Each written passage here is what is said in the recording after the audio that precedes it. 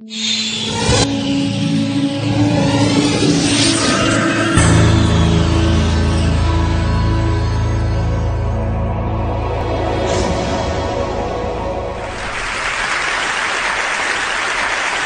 world is changing with really remarkable speed. If you look at the chart at the top here, you'll see that in 2025, these Goldman Sachs projections suggest that the Chinese economy will be almost the same size as the American economy. And if you look at the chart for 2050, it's projected that the Chinese economy will be twice the size of the American economy, and the Indian economy will be almost the same size as the American economy.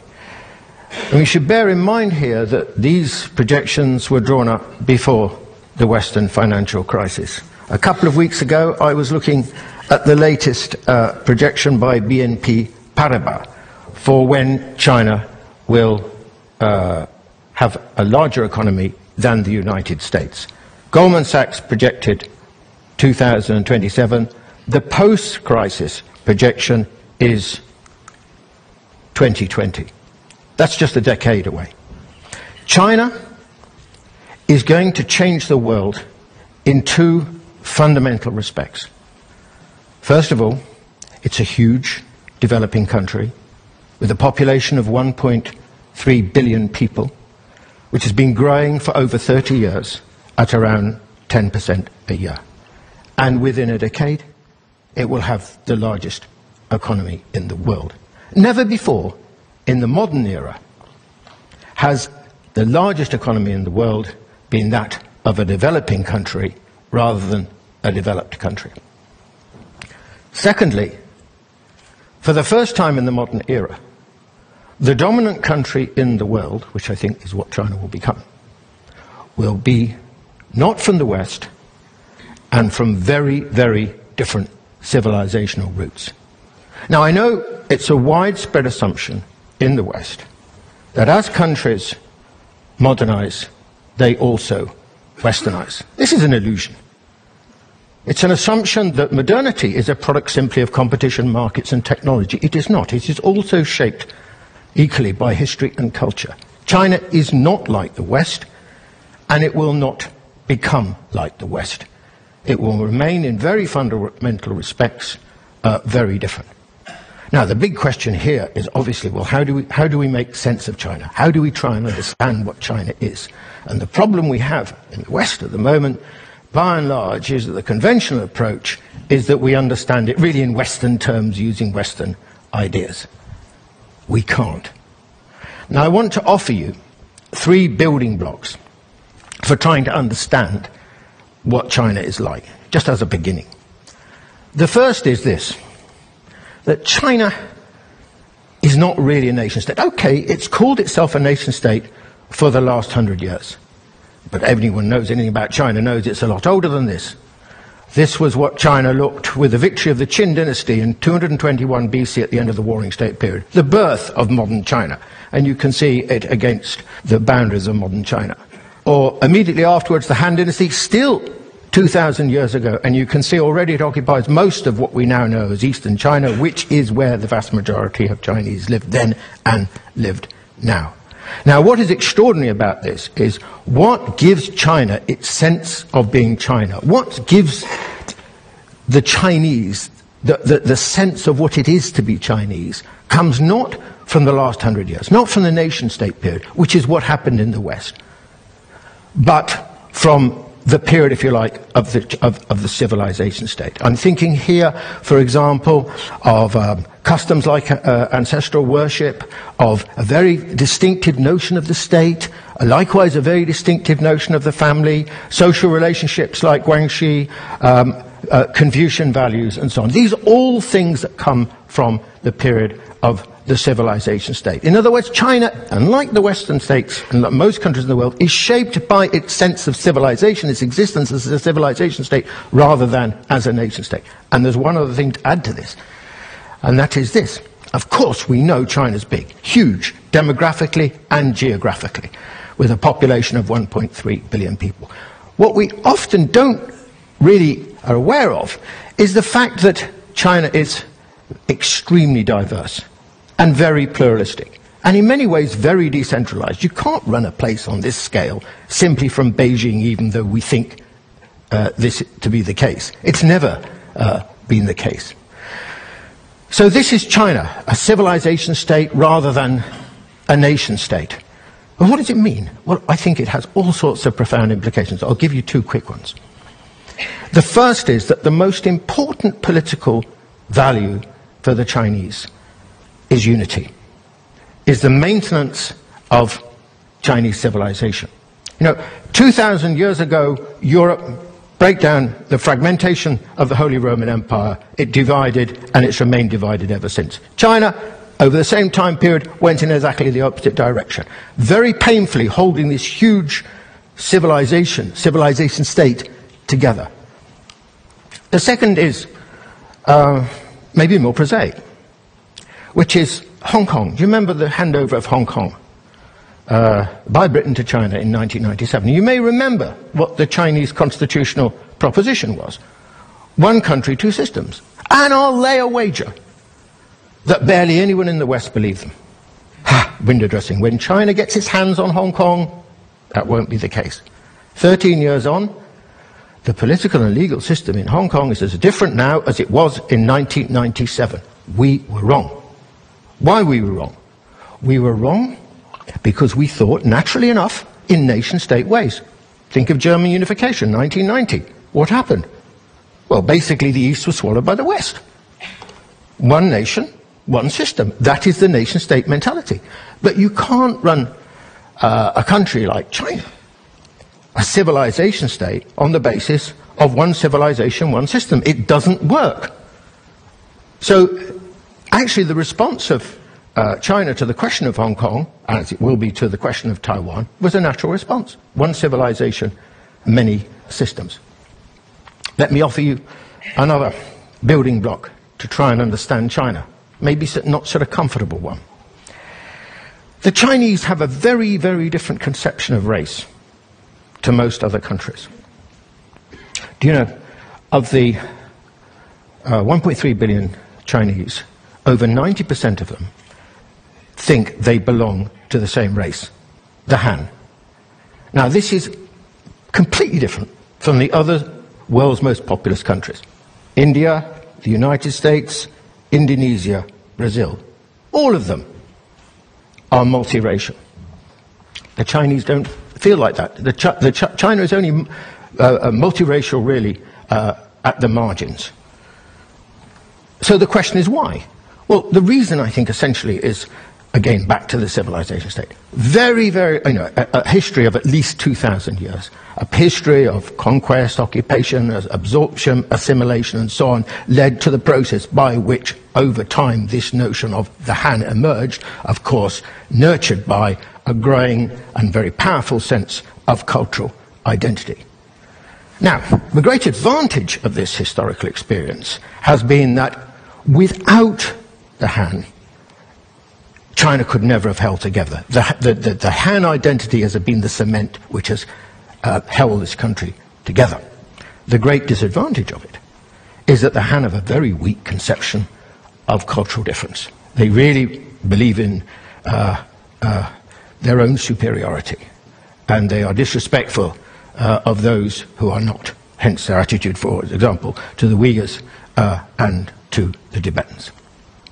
Or let me give you my third building block, the Chinese state.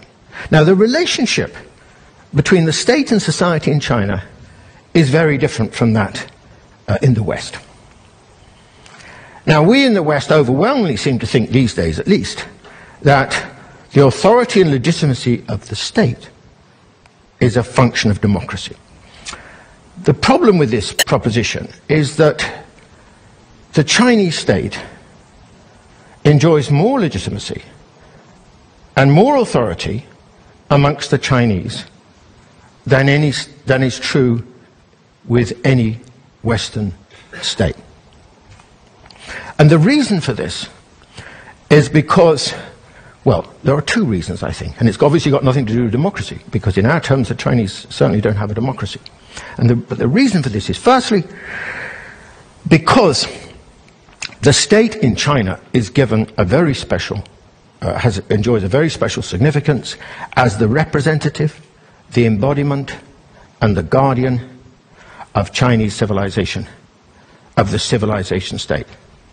This is as close as China gets to a kind of spiritual role. And the second reason is because, whereas in Europe and North America, the state's power is continuously challenged, I mean in European tradition, historically against the church, against other sections of the aristocracy, against merchants and so on, for 1,000 years, the power of the Chinese state has not been challenged. It's had no serious rivals. So you can see that the way in which power has been constructed in China is very different from our experience in Western history. The result, by the way, is that the Chinese have a very different view of the state.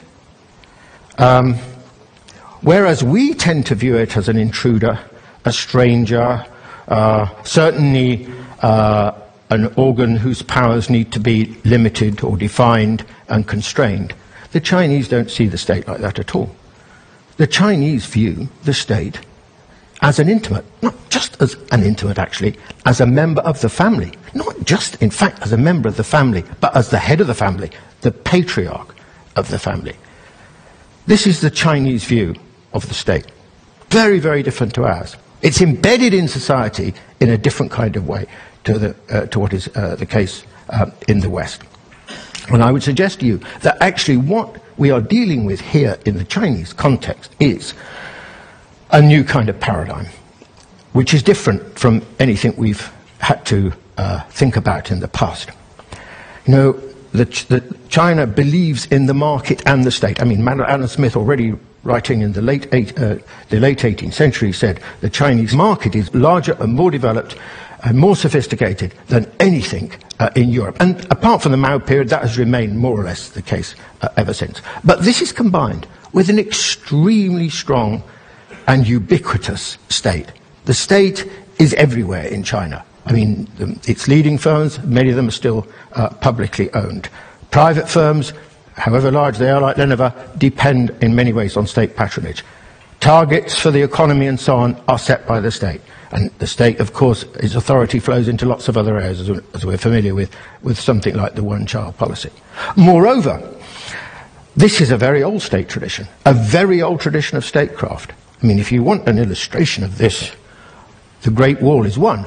But this is another. This is the Grand Canal, which was constructed in the first instance in the 5th century BC and was finally completed in the 7th century AD.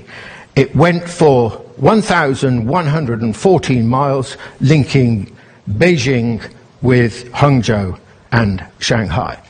So there's a long history of extraordinary state infrastructural projects in China, which I suppose helps us to explain what we see today, which is something like the Three Gorges Dam and many other expressions of state competence within China. So there we have three building blocks for trying to understand the difference that is China. The civilization state, the notion of race, and the nature of the state in its relationship to society. And yet we still insist, by and large, in thinking that we can understand China by simply drawing on Western experience, looking at it through Western eyes, using Western concepts.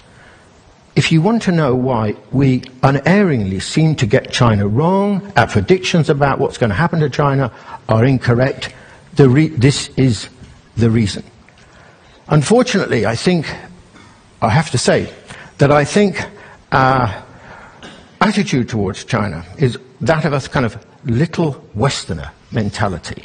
You know, it's kind of arrogant. It's arrogant in the sense that we think that we are best and therefore we have the universal measure. And secondly, it's ignorant.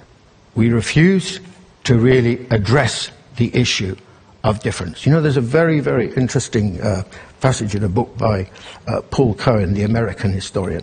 And Paul Cohen argues that the West thinks of itself as probably the most cosmopolitan of all cultures. But it's not. In many ways, it's the most parochial. Because for 200 years, the West has been so dominant in the world that it's not really needed to understand other cultures, other civilizations, because at the end of the day, it could, if necessary by force, get its own way. Whereas those cultures, virtually the rest of the world, in fact, which have been in a far weaker position vis-à-vis the West, have been thereby forced to understand the West because of the West's presence in those societies. And therefore, they are, as a result, more cosmopolitan in many ways than the West. I mean, take the question of East Asia. East Asia, Japan, Korea, China, etc. A third of the world's population lives there. Now the largest economic region in the world. And I'll tell you now, that East Asians, people from East Asia, are far more knowledgeable about the West than the West is about East Asia. Now this point is very germane, I'm afraid, to the present. Because what's happening, back to that chart at the beginning, the Goldman Sachs chart, what is happening is that very rapidly, in historical terms, the world is being driven and shaped not by the old developed countries, but by the developing world. I mean, we've seen this in terms of the G20 usurping very rapidly the position of the G7 or the G8. And there are two consequences of this. First, the West is rapidly losing its influence in the world. There was a dramatic illustration of this, actually, a year ago, Copenhagen Climate Change Conference. Europe was not at the final negotiating table. When did that last happen? I would wager it was probably about 200 years ago. And that is what is going to happen in the future. And the second implication is that the world will inevitably, as a consequence, become increasingly unfamiliar to us. Because it will be shaped by cultures and experiences and histories that we are not really familiar with or conversant with. And alas, I'm afraid, take Europe, America is slightly different, but Europeans, by and large, I have to say, are ignorant, are unaware about the way the world is changing. Some people, I've got a friend, an English friend in China, and he said, the continent is sleepwalking into oblivion. Well, maybe that's true, maybe that's an exaggeration. But there's another problem which goes along with this lack of that Europe is increasingly out of touch with the world, and that is a sort of a loss of a sense of the future. I mean, Europe was once, of course, commanded the future in its confident, take the 19th century, for example. But this, alas, is no longer true. If you want to feel the future, if you want to taste the future, try China, those old Confucius. This is a railway station, the like of which you've never seen before. It doesn't even look like a railway station. This is the new Guangzhou railway station for the high-speed trains. China already has more of the bigger network than any other country in the world, and will soon have more than all the rest of the world put together. Or take this. Now, this is an idea, but it's an idea to be tried out shortly in a suburb of Beijing. Here you have a megabus. On the upper deck carries about 2,000 people. It travels on rails down a suburban road, and the cars travel underneath it. And it does speeds of up to about 100 miles an hour. Now, this is the way things are going to move, because China has a very specific problem, which is different from Europe and different to the United States. China has huge numbers of people and no space. So this is a solution to a situation where China is going to have many, many, many cities, over 20 million people. Okay, so how would I like to finish? Well, what should our attitude be towards this world that we see very rapidly developing before us? I think there'll be good things about it, and there'll be bad things about it. But I want to argue, above all, a big picture positive for this world. You know, for 200 years, the world was essentially governed by a fragment of the human population. That's what Europe and North America represented. The arrival of countries like China and India, between them 38% of the world's population, and others like Indonesia and Brazil and so on, represents the most important single act of democratization in the last 200 years. Civilizations and cultures which have been ignored, which had no voice, which were not listened to, which were not known about, will have a different sort of representation in this world. As humanists, we must welcome, surely, this transformation. And we will have to learn about these civilizations. This big ship here was the one sailed in by Zheng He in the early 15th century on his great voyages around the South China Sea, the East China Sea, and across the Indian Ocean to East Africa. The little boat in front of it was the one in which 80 years later Christopher Columbus crossed the Atlantic. Or, look carefully at this silk scroll made by Zhuzhou in 1368. I think they're playing golf. Christ, the Chinese even invented golf. Welcome to the future. Thank you.